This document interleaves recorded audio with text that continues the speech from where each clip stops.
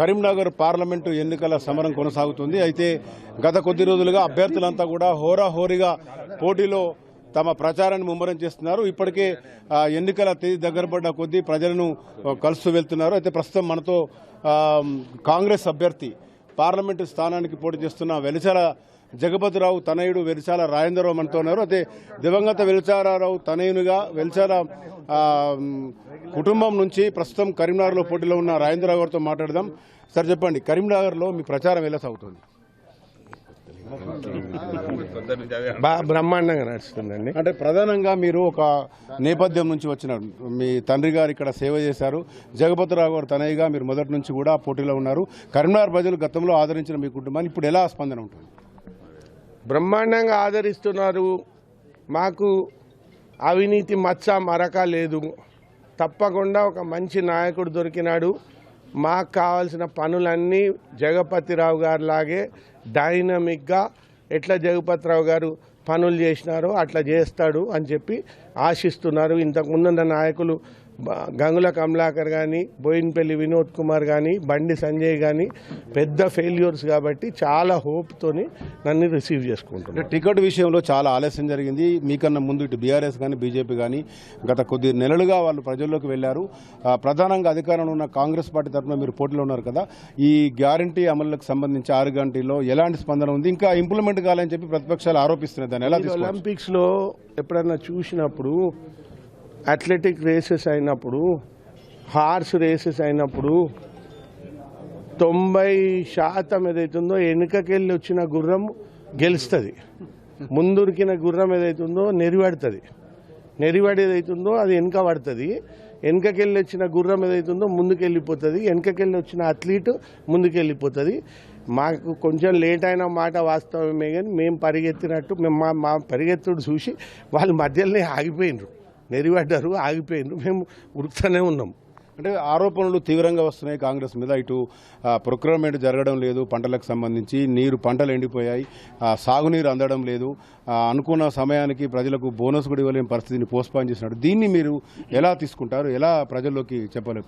మేము ఇప్పుడు ప్రజలకి ఇంత ఉధృతంగా దూసుకొని వెళ్ళిపోతున్నాం. నిజంగానే మీరు చెప్పిన పాయింట్లల్లో ఏదన్నా ట్రూత్ ఉంటే మాకు నిరసన ఎదురు కావాలి కదా. మేము పోయిన కాడ ప్రతి మండల మీటింగ్లో 10,000 మంది వస్తున్నారు. మండల లెవెల్ మీటింగ్లో, కాన్స్టిట్యున్సీ లెవెల్ మీటింగ్లో 15,000-20,000 మంది వస్తున్నారు. నిజంగానే మీరు చెప్పిన పాయింట్లల్లో గింత ఈసమంత ట్రూత్ ఉంటే కూడా వాళ్ళు నిరసన ప్రజలలోకి వెళ్ళి మాకు అప్పుడే తెలుస్తుంది. నీళ్ళు లేచి నిల్చొని మాకు ఈ బాధలు ఉన్నాయి, మీ పంటలు ఎండిపోయినాయి, ఇది మీరు ఇవ్వలేదు, మీరు చేస్తారని నమ్మకం లేదని ఒక్కచోట నిరసన రాలేదే. అంటే వాళ్ళు 100% మేము 4 నెలల్లో బ్రహ్మాండంగా చేసినాము. 7 లక్షల కోట్ల అప్పు పెట్టినా కానీ 4 నెలల్లో బ్రహ్మాండంగా చేసినాము. అండ్ వాళ్ళు 100% కాన్ఫిడెన్స్తో మేము 3,500 ఇండ్లు ఇస్తాము కోడ్ అయిపోగానే అని అంటే ఖచ్చితంగా ఇస్తారని నమ్మకంతో ఉన్నారు. 500 బోనస్ ఇస్తాము వర్షాకాల పంట నుంచి అంటే 100% నమ్మకంతో ఉన్నారు. 4,000 పెన్షన్ ఇస్తాము అంటే 100% నమ్మకంతో ఉన్నారు. రేషన్ కార్డులు ఇస్తాము అంటే 100% నమ్మకంతో ఉన్నారు. 100% నమ్మకంతో ఉన్నారు. మంచిగా స్మైలింగ్గా, మంచిగా సుహృద్భా వాతావరణంలో మమ్మల్ని రిసీవ్ చేసుకుంటున్నారు. ఎక్కడ నిరసన లేదు. మీరు చెప్పిన పచ్చి అబద్ధాలు. వాళ్ళు ఏదైతుందో మొదటికెళ్ళి అబద్ధాలకు అలవాటైన అబద్ధాల కోర్లు కేసీఆర్ కానీ, మోడీ కానీ, బండి సంజయ్ కానీ వాళ్ళు అలవాటు పడిపోయి అబద్ధాలు మాట్లాడుతున్నారు. కాంగ్రెస్ మేనిఫెస్టోతో పాటు మీరు ఒక సొంతగా మేనిఫెస్టో రిలీజ్ చేశారు. క్లుప్తంగా చెప్పండి, జిల్లా ప్రజలకు కానీ పార్లమెంట్ పరిధిలో కానీ మీరు వాటిని ఎలా డెలివరీ మెకానిజాన్ని సెట్ చేయగలుగుతారు? కాంగ్రెస్ పార్టీ మేనిఫెస్టోనే మా ప్రధాన అజెండా.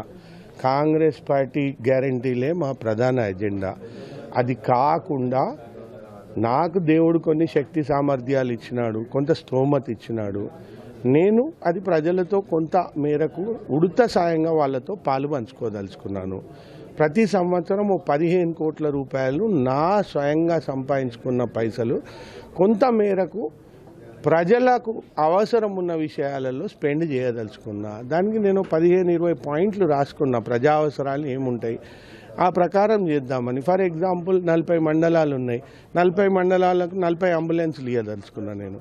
అలా అవి కాకుండా కూడా ఒక 2 పెద్ద అంబులెన్స్లు 20-25 లక్షలు ఉండేటి 108 టైప్ కూడా ఇవ్వదలుచుకున్నా. అట్లానే ఓల్డ్ ఏజ్ హోమ్స్ కట్టదలుచుకున్నా. కరీంనగర్ సహాయక యాప్ అని యాప్ ఒకటి క్రియేట్ చేయదలుచుకున్నా. కే హబ్ అని ఒక ఇన్వెస్ట్మెంట్ ఫండ్ పెట్టదలుచుకున్నా. ఒక స్కిల్ డెవలప్మెంట్ సెంటర్, భారతదేశంలో బెస్ట్ స్కిల్ డెవలప్మెంట్ సెంటర్ పెట్టదలుచుకున్నా. ఇటువంటి చాలా విషయాలు ఉన్నాయి. అవి చేసే ఆలోచన ఉంది. ఉడత సాయంగా నేను ఏదో ఒకటి చేయాలని, దేవుడు ఏదైతుందో నాకు కొంత విద్య ఇచ్చిండు, నాకు కొన్ని ప్రణాళికలు ఇచ్చిండు, నేను అవి రాసి పెట్టుకున్నా. అవి నేను ఏదైతుందో ఇమీడియట్గా కోడ్ ఆఫ్ కండక్ట్ లేకపోతే నాకు మా టికెట్ 3 నెలల కిందనే అనౌన్స్ అయితే కోడ్ ఆఫ్ కండక్ట్ గిట్ట లేకపోతే నేను ముందే చేద్దాం అనుకున్నా. కానీ అన్ఫార్చునేట్లీ నా టికెట్ కొంచెం లేట్ అయింది, కోడ్ ఆఫ్ కండక్ట్ ఆన్ అయిపోయింది. నేను ఇప్పుడు అవి చేయలేను కాబట్టి ఏదైతుందో ఎలక్షన్స్ అయిన కాడికి వెళ్ళి స్టార్ట్ చేస్తా అవి చేస్తాను. ప్రజలకు ఏం చెప్పదలుచుకున్నారు? ఇప్పుడు మీకు పోటాపోటీగా నడుస్తున్నది. అయితే కాంగ్రెస్ మొదట్లో మీరు టికెట్ అనౌన్స్ అయినప్పుడు థర్డ్ ప్లేస్ అనుకున్నది. రోజు రోజుకు రైజ్ అవుతున్న క్రమంలో మీకు ఎంకరేజ్ వస్తున్నారు మీరు చెప్తున్న క్రమంలో ఇంకా ప్రజలు మీరు ఏం కోరదలుచుకున్నారు, ఏం అడగదలుచుకున్నారు? అది మీరు అనుకుంటున్నారు కాంగ్రెస్ థర్డ్ ప్లేస్లో ఉండే అని. అది మీ ఆలోచన. అప్పుడు కూడా కాంగ్రెస్ ఫస్టే ఉంది, ఇప్పుడు కూడా కాంగ్రెస్ ఫస్టే ఉంది. ఆ వెనకకెళ్ళి ఉరికొచ్చే గుర్రాలు దూరం దూరం దూరం దూరం పోతున్నాయి. ఇంకా మేము దూసుకుంటూ వెళ్ళిపోతున్నాము. ఎక్కడో వెనకబడిపోయినారు వాళ్ళు. 2 లక్షల మెజార్టీతో గెలుస్తాం. ఇది మొత్తంగా చూసుకుంటే గతంలో పోల్చుకుంటే ఈసారి జరగబోయే ఎన్నికల్లో ప్రజలు తనను ఎన్నుకుంటే మాత్రం ప్రజలకు తన సొంత మేనిఫెస్టోతో పాటు కాంగ్రెస్ పార్టీ మేనిఫెస్టోను అమలు చేసి కరీంనగర్ ప్రజలకు అండగా ఉంటుందని చెప్పిన పరిస్థితి. కెమెరా పర్సన్ మేదర్తో మధుకర్ రెడ్డి, పూరా లోకల్ న్యూస్, కరీంనగర్.